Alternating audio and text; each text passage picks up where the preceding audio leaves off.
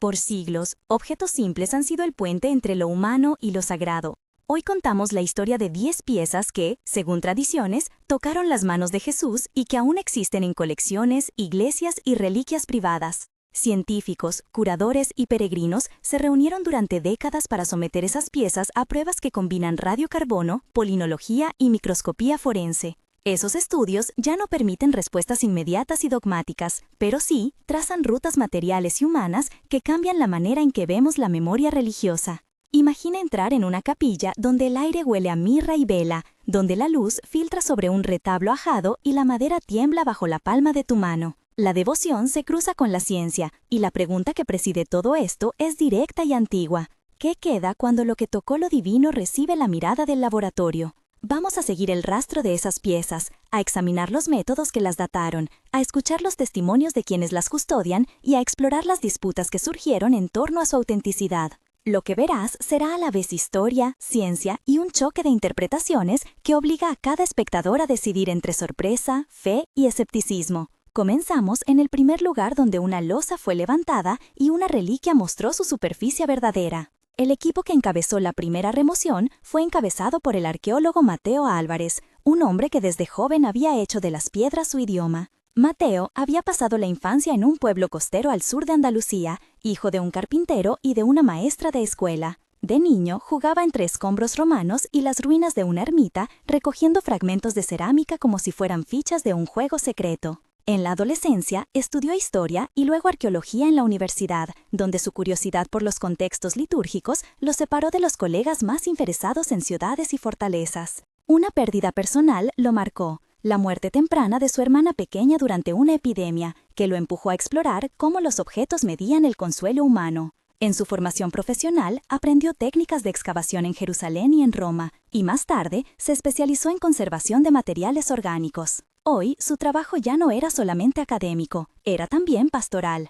Su familia sigue siendo un anclaje. Su madre Carmen escribe cartas con recortes de prensa, su padre Ignacio repara bancos de iglesias, y su hija menor, Lucía, estudia conservación en una universidad regional. Mateo llegó a las excavaciones con una mezcla de rigor y religiosidad heredada, creyendo que el pasado se revela cuando se respeta la materia y la tradición. La primera serie de pruebas y la remoción de la losa ocurrieron en una pequeña capilla que guardaba una losa circular atribuida por tradición local a la compañía de un sepulcro. Allí estaban presentes, además del doctor Mateo Álvarez, la religiosa Ana María Santos, que custodiaba las llaves de la cripta, la restauradora Elena Torres, que supervisaba los procedimientos de conservación, el profesor Lucía Herrera, especialista en textiles antiguos, el químico doctor Daniel Cavanagh de la universidad, el conservador de la diócesis, padre José Martín, y el inspector de patrimonio Ramiro Ortega.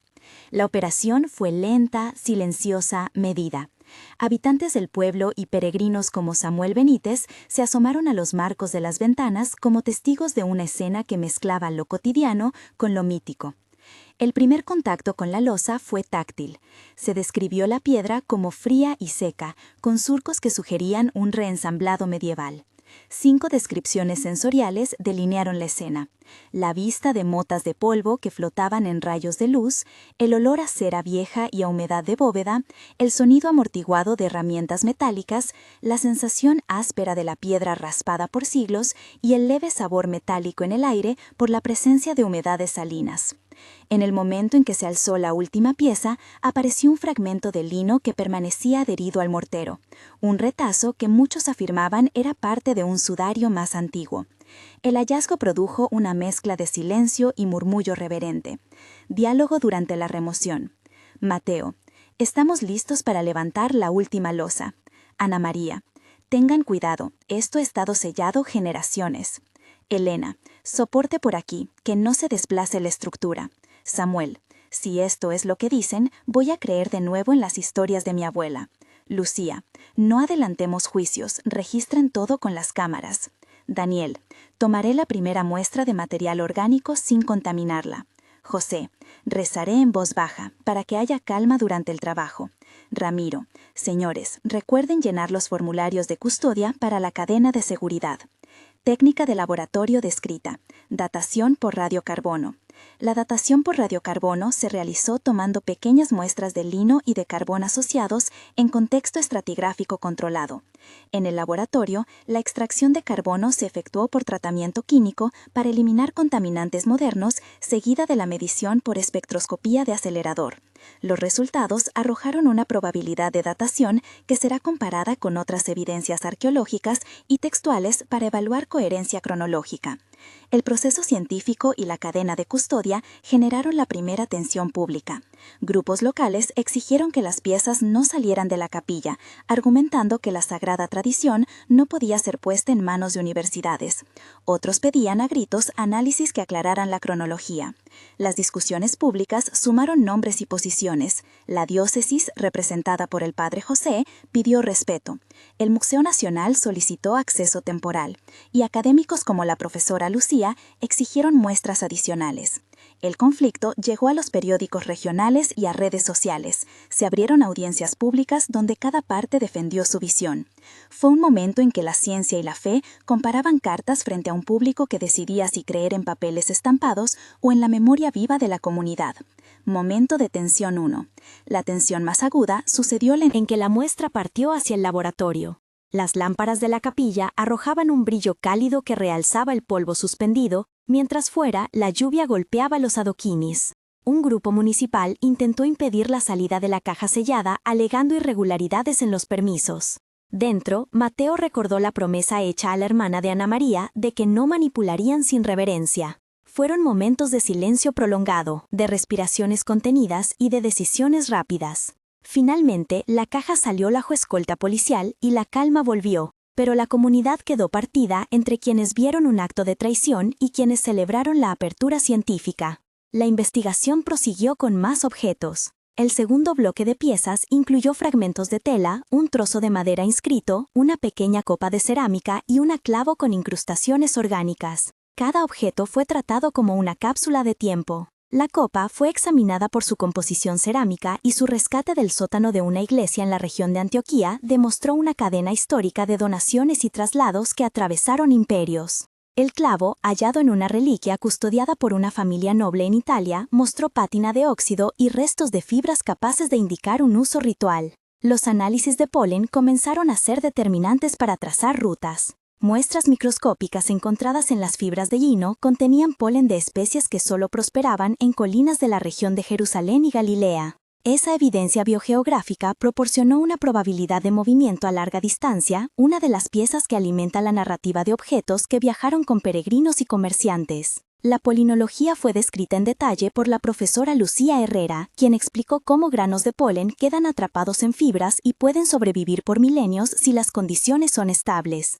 Técnica de laboratorio descrita. Análisis de polen. El análisis de polen incluye la recolección de microfósiles de las fibras textiles mediante lavado controlado y centrifugación. Los granos se observan en microscopía óptica y electrónica para identificar morfologías específicas. Los resultados permiten asociar especies vegetales a zonas geográficas concretas y establecer probabilidades de origen y contaminación. Este método es crucial para correlacionar objetos orgánicos con ambientes particulares. En esta sección, las descripciones sensoriales se multiplicaron. Al abrir un cofre barroco, el conservador Daniel comentó el olor a resina antigua, a madera cerrada y a polvo acumulado por siglos. La copa mostró un brillo interior terroso y un sabor metálico al humedecerse por la saliva de prueba en una reconstrucción controlada. La sensación de la cerámica al tacto era rugosa y templada, con huellas digitales de artesanos antiguos conservadas como si el tiempo las hubiera pintado de paciencia. El sonido de un pincel quitando suciedad del metal fue registrado en audio de alta fidelidad para documentar el proceso. Diálogo en laboratorio. Daniel, la muestra al microscopio ya comienza a revelar fibras incrustadas. Lucía, estas formas polínicas no son locales, parecen de la cuenca mediterránea oriental. Elena, necesito estabilizar el fragmento antes de cualquier extracción adicional. Mateo, ¿podemos garantizar que no hubo manipulaciones modernas que alteren la muestra? Ramiro, la cadena de custodia está registrada, cada sello y cada testigo. Ana María, recuerden que para muchos esto no es solo ciencia sino memoria sagrada. Samuel, si esto confirma lo que creemos, regresaré a mi pueblo con una fe nueva. El tercer bloque ahondó en los objetos centrales asociados a la imagen y a la memoria corporal. Aquí la narrativa se centró en sudarios, paños y telas que, según liturgias medievales y fuentes patrísticas, habrían tocado partes del cuerpo. Se compararon patrones de tejido, técnicas de urdimbre y signos de oxisos en los hilos. En un caso, un sudario custodiado en una basílica menor mostró a simple vista marcas de quemaduras y remiendos medievales, pero un examen microscópico reveló una trama de lino que coincidía con testimonios de peregrinos del siglo IV. Contraponiendo cronologías, algunos análisis radiocarbónicos dieron fechados que parecían posteriores a la época de Jesús, mientras que la polinología y los vestigios de reparación apuntaban a un periplo mucho más amplio. La discusión no se limitó a calibraciones numéricas, implicaba hermenéuticas históricas y religiosas. Técnica de laboratorio descrita. Microscopía forense textil. La microscopía forense textil examina la morfología de fibras, las técnicas de torsión y las trazas de lavado y uso. Se emplea microscopía óptica y electrónica para identificar hilos, detectores de contaminantes y pigmentos antiguos. El análisis ayuda a discernir la cronología relativa de reparaciones y a identificar posibles enredos de materiales modernos que puedan comprometer dataciones posteriores. En el corazón de estas investigaciones surgió la figura del objeto que, según la tradición local y relatos medievales, habría sido una tira de lino que rozó el rostro. La llamada lista de 10 incluyó, entre otros, un sudario menor, una tira de tela para los pies, la tapa de una tinaja con marcas, un pequeño raspador litúrgico, una copa, un clavo, un manto bordado, una piedra pulida, una vara con inscripción y una pieza metálica achatada atribuida a la lanza. Cada pieza fue estudiada en su contexto histórico, documental y arqueológico. Se revisaron inventarios de monasterios, libros de cuentas de obispados y crónicas de peregrinos como Egeria y Arculf, que describieron objetos que circulaban en procesiones y devociones particulares. Se reconstruyó una posible ruta de traslado desde Palestina hacia centros de culto en Atenas, Roma, Constantinopla y finalmente en capillas rurales de Europa Occidental. En el trayecto aparecieron manos que escondieron piezas durante invasiones, manos que las vendieron en secreto y manos que las donaron para salvaguardarlas durante tiempos de limpieza religiosa. Momento de tensión 2. Una de las pruebas clave mostró una discrepancia entre resultados radiocarbónicos y la evidencia contextual de polen. Mientras los resultados de laboratorio entregaban una datación que contradice la tradición local, la profesora Lucía y el padre José mantuvieron posiciones irreconciliables. Hubo una sesión pública en la que se enfrentaron argumentos técnicos y testimonios orales. La sala vibró con un murmullo que se convirtió en gritos. Los expertos defendieron sus protocolos, pero el dolor de la comunidad quedó expuesto. La tensión mostró que la verificación científica no siempre apacigua el daño emocional y que la verdad académica puede entrar en conflicto con la memoria comunitaria. El cuarto bloque abordó las reliquias y las leyendas que las acompañan. Cálices que pasaron por manos de reyes, templarios que las escondieron, monjas que las preservaron en cuevas durante guerras, mercaderes que las vendieron para financiar campañas y curas que las exhibieron en misas públicas para atraer peregrinos. Se habló de cómo el valor político de una reliquia puede ser tan tangible como su valor espiritual. Durante la Edad Media, los objetos que supuestamente habían tocado a figuras sagradas adquirieron poder simbólico que servía a la legitimación del poder temporal. Un ejemplo fue el caso de una copa que, según registros, fue llevada por un conde en una peregrinación y luego vendida a una colección real. Esa copa tuvo ruta documentada en cartas de arca y en registros aduaneros que mostraban cómo el interés político transformó su destino. También se mencionaron órdenes militares que protegieron reliquias durante conflictos y cómo relatos apócrifos se mezclaron con hechos históricos para nutrir leyendas. Diálogo entre custodios y académicos. Lucía. Los documentos muestran la transferencia de la copa entre 1120 y 1140. Ramiro. Eso coincide con un inventario de la corte local.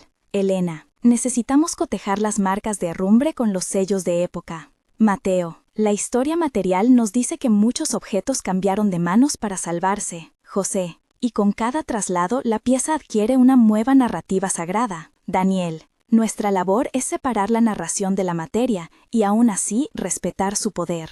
Ana María. Las historias de devoción no se borran con una fecha, su significado permanece. El quinto bloque reunió hallazgos menores que, aunque menos espectaculares, aportaron consistencia a la narrativa.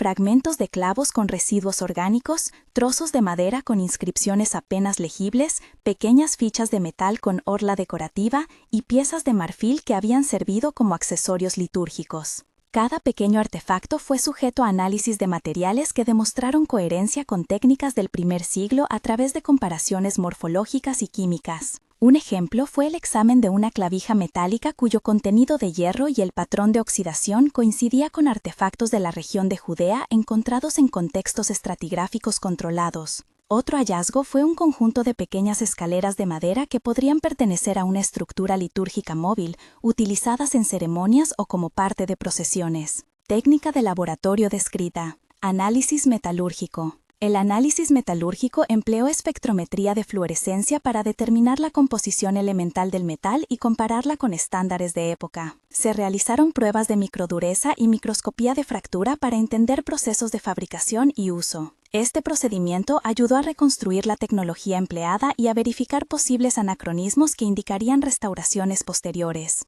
En esta parte del relato aparecieron personajes secundarios con papel activo: la historiadora Anna Petrov, que facilitó documentos bizantinos, el patrocinador Sasha Gatao, que facilitó isorrebutas analíticas, y el entrevistador Theo Trorman. Privado Marco Bellini, que costeó muestras costosas, la curadora Isabel Fournier, que coordinó préstamos entre museos, y el periodista local Pedro Ruiz, que documentó las reacciones públicas. Sus nombres se intercalaron en crónicas que demuestran cómo la colaboración entre actores fue indispensable y a la vez fuente de conflicto. Momento de tensión 3. La disputa por la custodia de una lanza atribuida a un centurión fue la más encendida. Familias reclamaban propiedad, autoridades eclesiales pedían mediación y museos internacionales mostraban interés. En una reunión tensa, amenazas legales y promesas de donaciones condicionadas hicieron visible un comercio de reliquias que desnudó intereses económicos. Mateo recordó la mirada cansada de ancianas que temían perder el elemento que les conectaba con sus antepasados. Fue un momento donde la decisión no fue solo técnica sino ética. Se tuvo que negociar un acuerdo temporal que incluyó copias certificadas, exposiciones compartidas y un protocolo de visitas públicas que equilibró derechos y responsabilidades. El sexto bloque elevó la discusión hacia misterios mayores: la lanza, de la que hay múltiples versiones, referencias a un arca perdida y la posibilidad de que ciertos objetos cumplieran promesas proféticas. Aquí se exploraron teorías de localización de piezas icónicas, las rutas hipotéticas de su traslado y las implicaciones teológicas si alguna pieza pudiera ser demostrada como contemporánea a ciertas tradiciones. Se presentaron mapas que mostraban movimientos de reliquias desde Palestina a Asia Menor y luego a Europa, y se discutieron textos apócrifos y cronistas que mencionaron piezas trasladadas durante migraciones y conquistas. El interés no era solo arqueológico, sino también cultural. ¿Qué significado tendría para comunidades creyentes que una pieza considerada sagrada pudiera ser materialmente vinculada a escenas evangélicas? Técnica de laboratorio descrita: inmunoensayos y análisis proteómico. Los inmunoensayos y la proteómica permitieron identificar restos de proteínas vegetales y animales adheridas a materiales textiles. Se aplicaron técnicas de extracción en condiciones controladas y análisis por espectrometría de masas para identificar huellas biológicas. Estos análisis aportan evidencia sobre prácticas de embalsamamiento, sustancias usadas en rituales y posibles contaminaciones por manipulación histórica. A medida que la investigación avanzaba, surgieron nuevas demandas: transparencia en los datos, publicación de resultados y protocolos que protejan la integridad de objetos religiosos. Algunos académicos propusieron una base de datos pública donde se compartieran secuencias de datos, fotografías en alta resolución y archivos de laboratorio para que otros equipos pudieran replicar los análisis. Otros pidieron mayor cautela, resaltando que la difusión puede generar saqueos o apropiaciones por coleccionistas privados. En el tramo final, el relato se acercó a una síntesis que combinó evidencia, religión y memoria. Recapitulamos que las 10 piezas estudiadas comparten atributos comunes. Fueron transmitidas por manos humanas que las cuidaron por razones espirituales, políticas o económicas. Muchas muestran huellas de reparación mediadal. Varias contienen microfósilas y trazas biológicas que apuntan a orígenes en la cuenca oriental del Mediterráneo. Y los resultados de datación son complejos, a menudo mezclados por restauraciones o contaminación moderna. La ciencia ofreció herramientas de evaluación, pero no resolvió todas las preguntas. La fe de los creyentes se mantuvo, a veces reforzada por evidencias congruentes, otras veces herida por incertidumbres metodológicas. Epílogo, un mes después. Un mes después de nuestra publicación, la capilla registró un aumento en la afluencia de peregrinos y curiosos. Personas de distintos países llegaron para ver de cerca las piezas y la diócesis organizó turnos de visita que respetaron protocolos de conservación y seguridad. Se inició una campaña de financiación para microclimas de conservación en el lugar, patrocinada por un consorcio de universidades y un donante privado. Además, 2 laboratorios independientes solicitaron replicar las pruebas de polen y proteómica con los permisos debidos y la comunidad científica comenzó a intercambiar datos preliminares en conferencias. En lo simbólico, la discusión pública había renovado el interés por la historia local y disparado debates en programas culturales. Algunas voces criticaron la mercantilización del patrimonio, otras celebraron la colaboración inédita entre curadores y fieles. La tensión entre acceso y conservación se hizo evidente, pero abrió también una oportunidad para protocolos más inclusivos. Epílogo 3 meses después. A los 3 meses surgieron publicaciones académicas que cuestionaron algunas calibraciones iniciales de radiocarbono, proponiendo ajustes por contaminación moderna detectada en algunos fragmentos. Estas críticas no anularon todas las conclusiones, pero sí complicaron la narrativa de confirmación fácil. En la esfera pública surgió un debate legal sobre la titularidad de ciertos objetos que remontó a registros medievales y a acuerdos de donación oscuros. Un tribunal regional dictaminó medidas cautelares que permitieron exposiciones conjuntas entre la diócesis y un museo universitario, siempre con cláusulas de conservación. Por su parte, nuevas solicitudes de análisis demandaron muestras mínimas y técnicas no destructivas, lo que generó avances metodológicos en la colaboración entre laboratorios y curadores. Culturalmente, se multiplicaron visitas guiadas y materiales educativos que explicaban la diferencia entre tradición, evidencia y proceso científico. Epílogo 6 meses después. 6 meses después, la historia de las 10 piezas convergió en una exposición temporal que reunió réplicas, documentación y una sección de laboratorio abierto donde se explicaban métodos como radiocarbono, polinología y proteómica en lenguaje accesible. La muestra fue el resultado de acuerdos entre instituciones que supieron equilibrar custodia y acceso. En términos prácticos, se implementaron protocolos de conservación que incluyeron microclimas estabilizados, digitalización completa de los objetos y un archivo abierto con metadatos para investigadores acreditados. La exposición atrajo a estudiosos, peregrinos y familias que buscaban reencontrarse con una memoria compartida. En el plano académico, se publicó un volumen colectivo que compiló resultados parciales y discusiones metodológicas. La reacción más humilde fue de las comunidades locales. En algunas parroquias se iniciaron programas de educación patrimonial que integraron la historia de las piezas con la memoria oral, evitando que las narrativas oficiales sepultaran las voces de quienes custodiaron las reliquias con devoción. En resumen, lo que apareció fue una verdad compleja y polifónica. La historia material de objetos atribuidos a figuras sagradas no se resuelve en una sola prueba. Es el entrecruzamiento de anclajes arqueológicos, resultados científicos, textos históricos y memorias comunitarias lo que permite construir narrativas sólidas, aunque provisionales.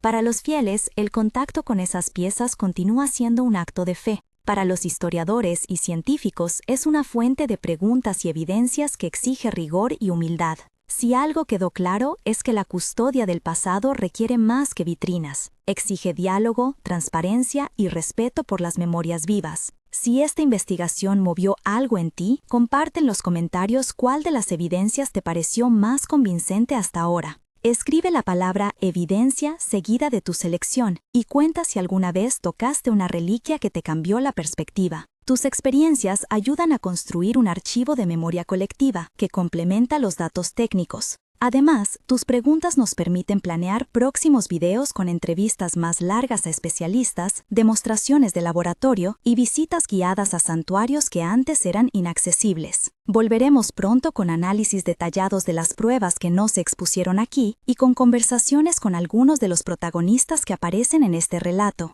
Para seguir explorando estas historias, síguenos en el canal y activa la suscripción. Aquí investigamos artefactos que cruzan la historia y la fe con rigor científico y respeto por las tradiciones. Al suscribirte, recibirás episodios que combinan laboratorio y archivo, entrevistas con curadores como Elena y expertos como Daniel, y visitas a lugares donde la memoria aún vive en objetos cotidianos. Queremos construir una comunidad que dialogue con fuentes primarias y testimonios, que cuestione y que también aprenda a cuidar lo que define el patrimonio espiritual de comunidades enteras. Terminamos con una imagen que queda en la memoria, la luz de una vela que se posa sobre un trozo de lino, revelando bajo la lupa de un microscopio motas de polvo que viajan desde una colina milenaria hasta una vitrina moderna. Esa luz recuerda que entre lo que fue y lo que creemos hay siempre fibras compartidas, y que el trabajo de hallar, analizar y custodiar esas fibras es, en última instancia, una búsqueda humana por comprender el misterio que llamamos pasado.